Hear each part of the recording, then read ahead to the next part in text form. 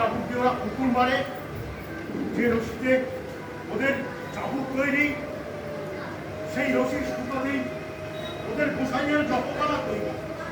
ওরা যখন ঠাকুরের নাম করে ওরা বুঝতে পারে না, মনে রাখতে পারে না, সব মনে গেছে।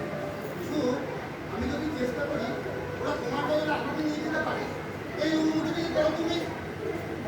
এটা তো পাগলের মতো কথা না, কিশোর না, এখন ধরা করলে চলবে না। একটা বিপদের কাজ আছে, রঞ্জন এসেছে, কেমন করে পারিস তাকে বের করে আনতে পারে, সহজ নয়।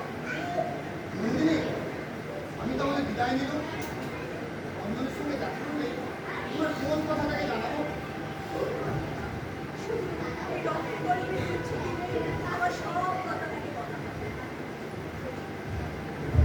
এইবার রঞ্জনের সাথে তোমার মিলন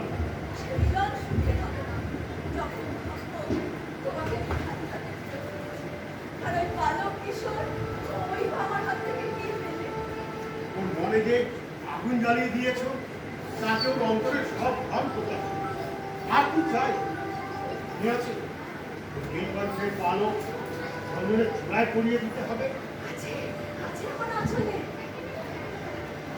ঠিক শুনতে পাচ্ছিস ওই ফসল কাটার গান? আমার প্রাণ কেঁদে উঠছে। মাঠের লীলা শেষ হলো, নিজের মালিক পাকা ফসল ঘরে নিয়ে তুললো। চলো প্রহরী, আর দেরি নয়।